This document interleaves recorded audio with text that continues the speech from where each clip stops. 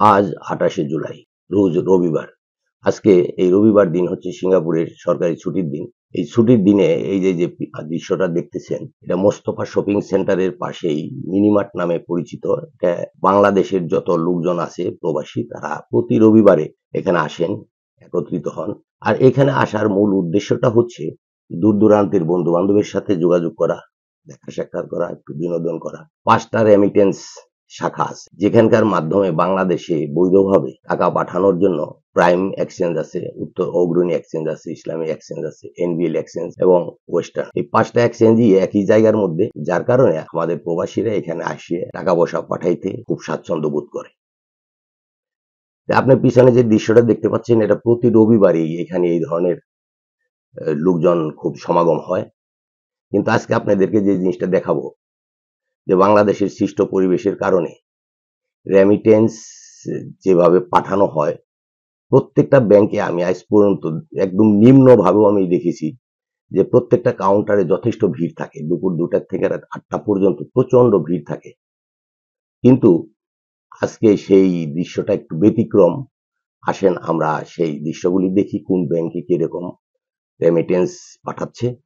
এখন আমি আপনাদেরকে দেখানোর চেষ্টা করব কোন ব্যাংকে রেমিটেন্স কেমন পাঠাচ্ছে এবং সেখানে কিরকম ভিড় জটিলতা আছে কিনা। আপনারা আশা করি আমার ভিডিওটার সাথেই থাকবেন এবং আমি আপনাদেরকে দেখাইতে চেষ্টা করব যে কোন ব্যাংকের কি অবস্থা। আশা করি আপনারা আমার সাথেই থাকবেন। আসেন আমরা ভিডিওটা দেখে নিই। এই যে দেখছেন, এটা হলো প্রাইম এক্সচেঞ্জ কোম্পানি। এখানেও প্রচন্ড ভিড় হয়। দেখেন বাইরের দৃশ্য আর ভিতরের কাউন্টারের দৃশ্য। এখানে প্রায় ৬টা কাউন্টারে আছে, যারা ৬টা কাউন্টারে দুপুর ২টা থেকে রাত ১০টা, ৮টা, ৯টা পর্যন্ত কেউ শ্বাস ছাড়তে পারে না। কোনো ব্যক্তি টাকা পাঠাইতে আসলে আর ২-১ ঘন্টার আগে পাঠাইতে পারে। এখন দেখেন অগ্রণী এক্সচেঞ্জ হাউস প্রাইভেট লিমিটেড, এটা বাইরের দৃশ্য দেখেন একটা। আর ভিতরে দেখেন কত বড়, সেখানেও ৬টা কাউন্টার আছে। সেই ৬টা কাউন্টারের মধ্যে লোকগুলি হাতে গোনার মতো। শুধু তাই না, আমি জিজ্ঞাসা করেছি তাদেরকে, তারা বলছে যে টাকা পাঠাইতেছে খুবই কম, $২০০-৩০০ করে, ফ্যামিলি চলার মতো। তারপরে আসেন এনবিএল ব্যাংক।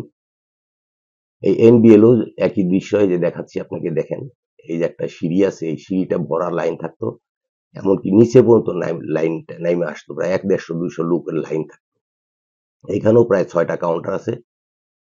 এই ৬টা কাউন্টারে দেখেন আপনি রেমিটেন্স যারা পাঠাচ্ছে তাদের সংখ্যা খুবই কম এবং ভিড় নাই বললেই চলে। এটা হলো ইসলামী এক্সচেঞ্জ, ইসলামী ব্যাংক এক্সচেঞ্জ। এটা মোস্তফা শপিং সেন্টারে মানি চেঞ্জার ডিপার্টমেন্টে এটা কালেকশন করা হয়। এখানে দেখেন মাত্র ২-৩ জন লোক দাঁড়িয়ে আছে, বাকিগুলি সব জট পাকাইতেছে বা এখানে। কিন্তু এখানেও বিরাট বড় একটা লাইন থাকে, যে লাইনটা প্রায় ১০০-১৫০ মিটার পর্যন্ত দৈর্ঘ্য হয়ে থাকে। কিন্তু সেখানে আজকে ২-৩ জন লোক।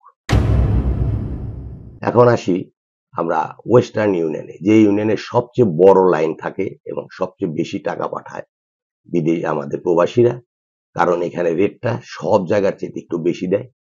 সেখানে দেখেন কোনো লোকজনই নাই, ২-১ জন হয়তো ভিতরে আছে, কিন্তু এখানে কোনো লোক নাই। আমি যে সময়ে এই ভিডিওটা আপলোড করেছি তখন সিঙ্গাপুরের সময় বিকাল ৬টা। এই সময় প্রচন্ড ভিড় থাকার কথা, কিন্তু আমি কোথাও এই ভিড় দেখতে পাইনি। আপনাদের উদ্দেশ্যে আমি আজকে রেমিটেন্সের অবস্থাটা দেখালাম। আগামীতে আপনাদেরকে আপডেট দিব।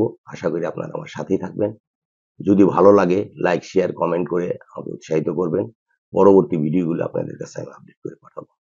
আসসালামু আলাইকুম।